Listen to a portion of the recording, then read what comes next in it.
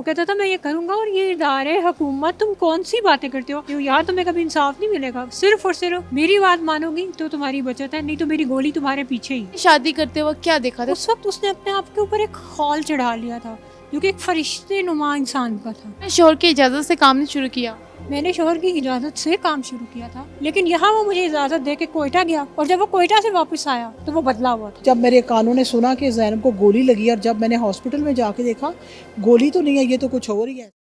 अस्सलाम वालेकुम, मैं हूं आपकी अपनी होस्ट सहर अमीन और आप देख रहे हैं वीलॉग सेंट्रल। नाज़रीन, आज से चंद हफ्तों पहले डीएचए फेज़ 5 में इंतहाई अफसोसनाक वाक़या रोनमा हुआ, जिसमें ज़ैनब नामी खातून अपने सैलून से बाहर निकलती हैं तो उनका शोहर अपनी पहली बीवी के कहने पर उन पर अंधाधुंध फायरिंग करवा देता है। इतना टाइम गुजरने के बाद FIR भी हो चुकी है, लेकिन मुलजिम क्यों नहीं पकड़ा गया, मुलजिम कहाँ पर है, और इसके बाद आज लाहौर प्रेस क्लब में प्रेस कॉन्फ्रेंस करवाने का मकसद क्या था, ज़ैनब से जानते हैं। अस्सलाम वालेकुम। वालेकुम सलाम। ज़ैनब कैसी हैं आप? अल्हम्दुलिल्लाह। पहले तो देखने वालों को आप वाक़या बता दें कि वाक़या क्या था। वाक़या ये था कि 22 मई 2024 को डिफेंस फेज़ 5 में मुझ पे 6 बुलेट्स मेरे शोहर ने शूटर्स भेज के फायर करवाई मुझे मरवाने के लिए। शोहर इतना भी जालिम हो सकता है?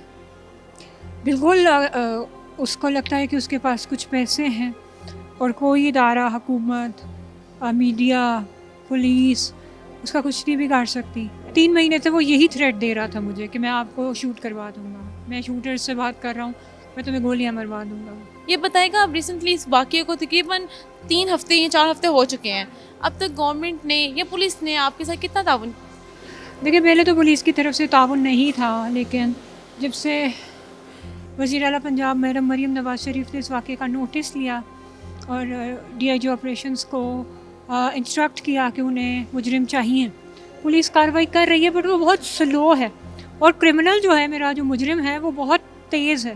वो कहता था मैं ये करूँगा और ये इदारे हुकूमत तुम कौन सी बातें करते हो, तुम कौन से मुल्क में रहते हो, यहाँ तुम्हें कभी इंसाफ नहीं मिलेगा, सिर्फ और सिर्फ मेरी बात मानोगी तो तुम्हारी बचत है, नहीं तो मेरी गोली तुम्हारे पीछे ही। बच्चों का क्या रिएक्शन है, क्योंकि बच्चे आपके माशाल्लाह बड़े भी हैं, इतने छोटे नहीं हैं, वो क्या कहते हैं आप? मेरी बेटी को सारे वाक़े का पता है। She hates her father, she hates him. वो नफ़रत करती है उस शख्स से। और जो बेटा है? बेटा अभी 2 साल का है, वो बहुत छोटा है, उसे नहीं पता। अच्छा ज़ैनब बताएगा, इनकी फ़र्स्ट वाइफ भी थी, इनकी फ़र्स्ट वाइफ की तरफ से क्या रिएक्शन था? चूँकि जहाँ पे भी हम आपका प्रोग्राम देख रहे हैं, कुछ भी देख रहे हैं, उसमें फ़र्स्ट वाइफ का लाजमी जिक्र है कि फ़र्स्ट वाइफ के पम्प करने पर आपके हस्बैंड ने कदम उठाया। जी बिल्कुल, उसी ने इससे गेट किया था। वही कहती थी कि ये नहीं भी रहेगी तो उसके बच्चे मैं देख लूँगी। 60 to 50% कसूर ही उस औरत का है। पहले इसके टॉर्चर और किस्म के होते थे जमील के, जैसे 2 लोगों में झगड़े होते हैं, अब आकर उसने उसको मेरा जान का दुश्मन बना दिया था। शोहर की इजाज़त से काम नहीं शुरू किया।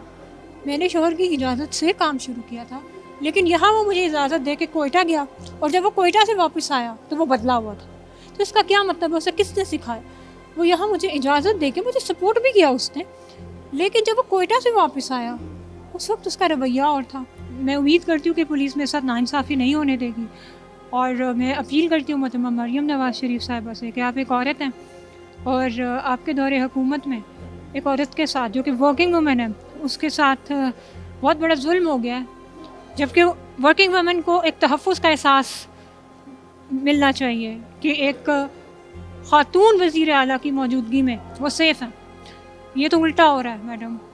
प्लीज़ इस केस को टॉप प्रायोरिटी बनाएं और मैं चाहती हूँ कि इस केस को हल करने का सेहरा आप ही के सर हो। अब हमारे साथ मौजूद है ज़ैनब की वालदा, उनसे बात करते हैं। अस्सलाम वालेकुम। वालेकुम सलाम। बेटी की जब हालत देखी, क्या आपके तासुरात? मैं नहीं उसके करीब गई, जब मैंने सुना तो मैं उसके करीब नहीं गई, मैं पीछे से देख रही थी दूर खड़ी होके।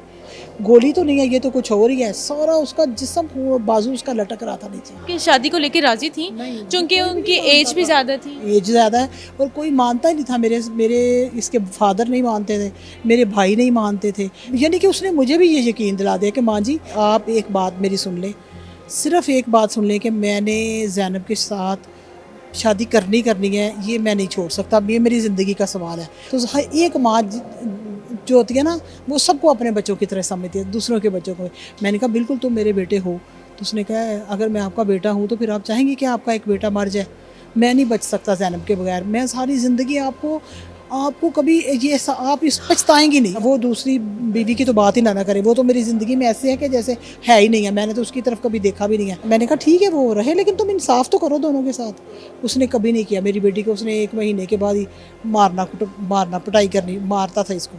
मैं कहती हूँ कहीं ये मुल्क से बाहर ना चला जाए। ये मेरी मरियम नवाज साहबा से रिक्वेस्ट है कि आप ये ध्यान रखें कि अगर ये मुजरम इधर से निकल के चला गया तो किसी इस तरह की और दूसरों को भी शय मिलेगी और किसी बेटी को कभी इंसाफ नहीं मिल सकेगा। और आप क्योंकि एक औरत हैं तो मेरी बेटी का साथ दें और इसको जल्दी सलाखों के पीछे मैं देखना चाहती हूँ। और जी नाज़रीन, यहाँ पे हमने ज़ैनब की वालदा से बात की, हमने ज़ैनब से बात की, जिनका यही कहना था कि गवर्नमेंट जो है हमारे साथ ताउन कर रही है, लेकिन उन्हें इंसाफ जल्दी चाहिए क्योंकि मुलजिम जो है हाथ में नहीं आ रहा, पकड़ा नहीं जा रहा, छुपा हुआ है। गवर्नमेंट को चाहिए इस मुलजिम को पकड़े ताकि आइंदा इस तरह का वाक़या ना हो और वर्किंग वूमेंस जो हैं अपने बच्चों के लिए जब कमाने निकले तो वो सिक्योर होकर कमा सकें। आपके जो है जो कमेंट सेक्शन में ज़रूर शेयर करेगा। तब तक के लिए मुझे दे इजाज़त, फिर आ जाऊँगी किसी नए प्रोग्राम के साथ। तब तक के लिए अल्लाह ने के मान।